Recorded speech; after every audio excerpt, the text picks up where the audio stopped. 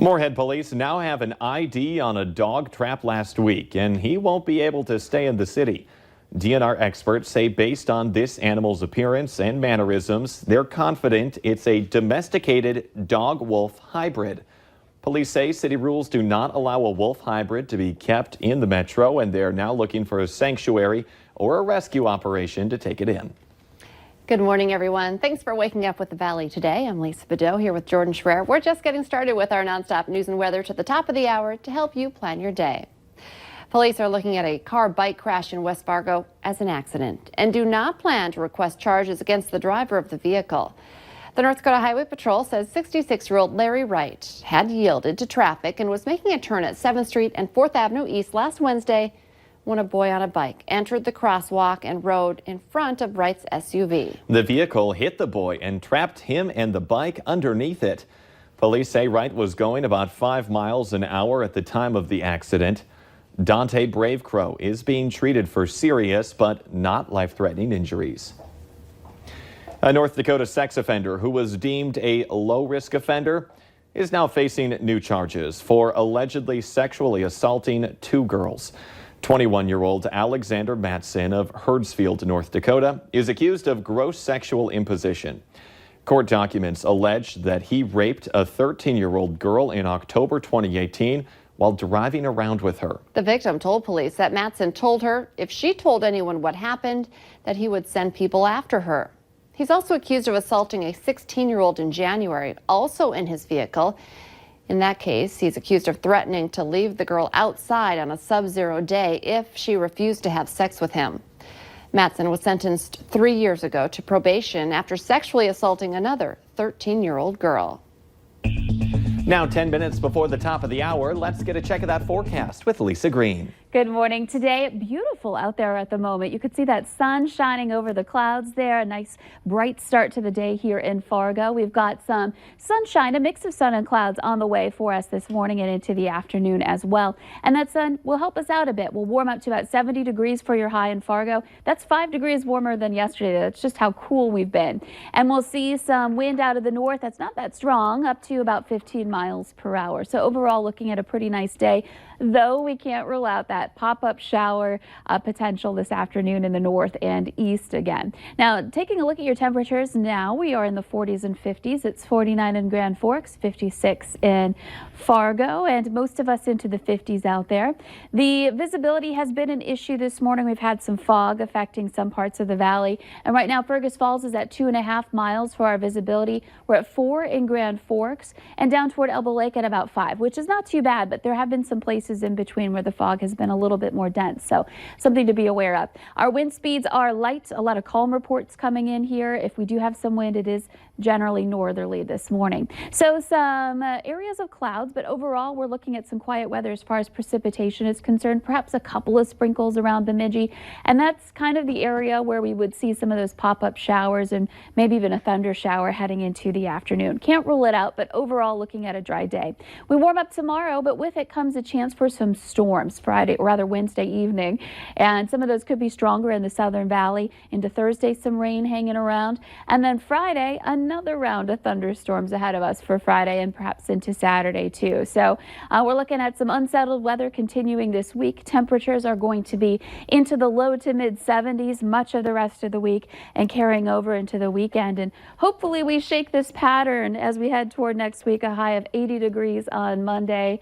I know some of us are loving this cooler weather, but I know there are a lot of people who want to have some of those hotter temperatures for heading out to the lake this summer too. I love the hot weather, so I'm suffering right now. And it's cool and rainy, so that's making it extra worse. Right, dreary. Thank you, Lisa. A North Dakota man accused in a multi-million-dollar fraud scheme has signed a plea agreement in federal court. The agreement calls for 22-year-old Hunter Hansen of Leeds to plead guilty to wire fraud and money laundering and pay back about $11.4 million. Court documents unsealed yesterday show Hansen contracted last year with about 60 farmers, elevators, and commodity brokers in North Dakota, Minnesota, and Canada to buy crops, and either failed to pay them or sent them checks that bounced. A West Fargo woman is warning her neighbors about the importance of locking up after someone rummaged through her car over the weekend. In a Nextdoor post, she says nothing valuable was taken, but she says it left her with an uneasy feeling. And now her family is locking up everything. Police say there is no shortage of car break-ins this year, and it can get worse if you leave your garage door opener in your unlocked car.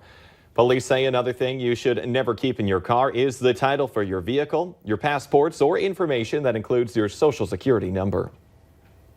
Some Fargo businesses are cleaning up after being hit by vandals, and one shop now wants your help. About an hour after India Palace closed Friday night, security footage shows 3 people moving past the restaurant and one throwing a rock at a glass window. And it wasn't only that restaurant targeted. Over the weekend, a window at Osgood Golf Course was smashed and someone made off with $4,000 worth of merchandise. India Palace is offering a $2,000 reward for information that leads to an arrest of the suspects. The Otter Tail County Sheriff's Office is asking people to be on the lookout for a stolen boat.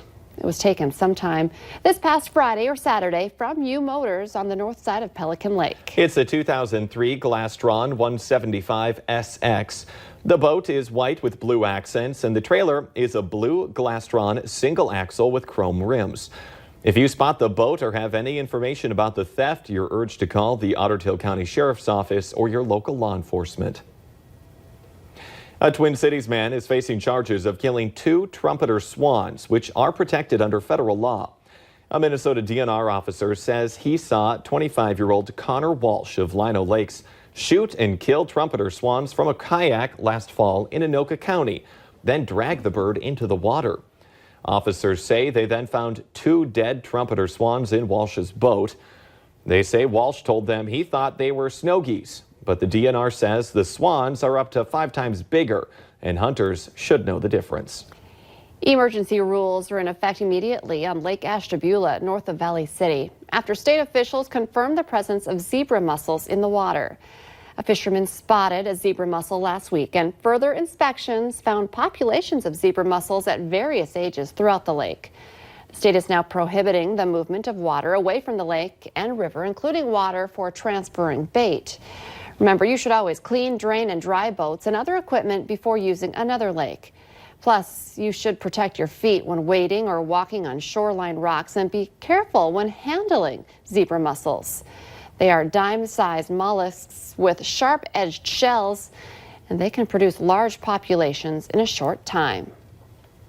If you haven't been out on the water yet this summer, today may be the perfect day to do some fishing since it's National Fishing Day. And the Valley Today's Abby Furchner has posted the Gone Fishing sign by her desk this morning, and she joins us live from Lakes Country. How's it going out there, Abby?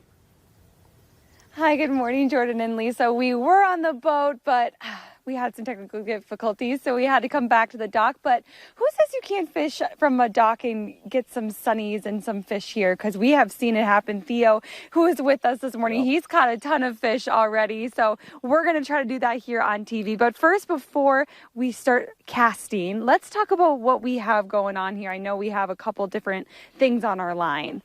We're going to start off with the bobber stop again. So the bobber has a designated spot depth that it can set the bait to. A couple sinkers that give us weight to throw it out.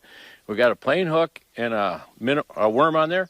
And one of the secrets that I've learned is always to make sure, I learned that when I was a little boy, to keep the worm, the bait, on the tip of the hook. If you don't have it on the tip of the hook and it's over here wiggling, you're going to have them biting over here.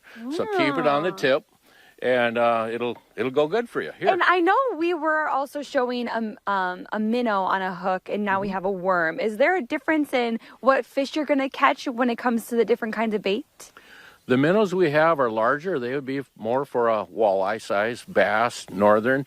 And right now we're going to keep it simple, keep it small. You don't have to catch big fish to have fun. Just got to catch fish. And we're here to catch fish today. So here we go. Abby, you ready? Absolutely. Okay, yes. So I'm going to hand you the mic. We'll kind of keep it in the middle of us. So okay. Okay, so you're going to show me how to cast. So yep. Get the line to the top. Bring the line to the top. You've done that. Hold it with your finger and roll the bail over. Okay. And now you're ready to let her out. You don't have to go very far either. Oh, as I just launched fine. it. That's fine. Okay, and They're then all along here. And I know too, when it comes to reeling, you can either go really fast or you can go slow. Does that depend on anything at all? with this live bait and a worm, we want to let it sit in front of the sunfish for a little moment and give them a little time to look at it. Okay. And they'll bite it, and then we can keep, if they don't bite right there, bring it in another 2 feet. Oh, you are getting a little, oh, there's a bite. Oh, no, I got too excited. That's right. Unfortunately, these are little fish, and so I've got a little bit bigger hook trying to get the bigger fish, and it's a little harder for them to pull it in, but they will get it in. You will get a fish. Oh, I haven't been having as good as luck as I would hope There's for. another bite. I get like so excited. I'm like, There it is. Yeah. oh, I missed him man. again. Sorry. Well, we're gonna try here to continue to try and catch a fish. Hopefully I can get one and send a picture back. So we'll try to get one here on National Fishing Day. Well, that's why people spend the whole day out on the lake fishing. Yeah, that's right. I think she also just gets a little excited and maybe tries to reel them in a bit quick, but I'm sure it'll work out for you. Abby Furchner reporting in Lakes Country. Thank you very much this morning. One of the first farmers markets in the FM area is opening up today, and it's in a new spot for the year. Moorhead's Farmers Market will be set up at the Moorhead Ace Hardware parking lot along Main Avenue in the downtown area. It goes today from 3:30 to 6:30 and will run through September. Let's get our answer now to our question of the morning on Facebook. The average person learned how to do this at the age of 8. The answer, take a swim. You can take part in our question of the morning every weekday. Just head to our Facebook page, and it might be a little cold today for people to be hitting the lakes. Yeah, temperatures this morning in the 40s and 50s, but we only get to about 70 today. You can see the sun is out here in Fargo, but where Abby was, there's some fog, and there's some other places to watch out for with fog this morning too. Maybe some showers later.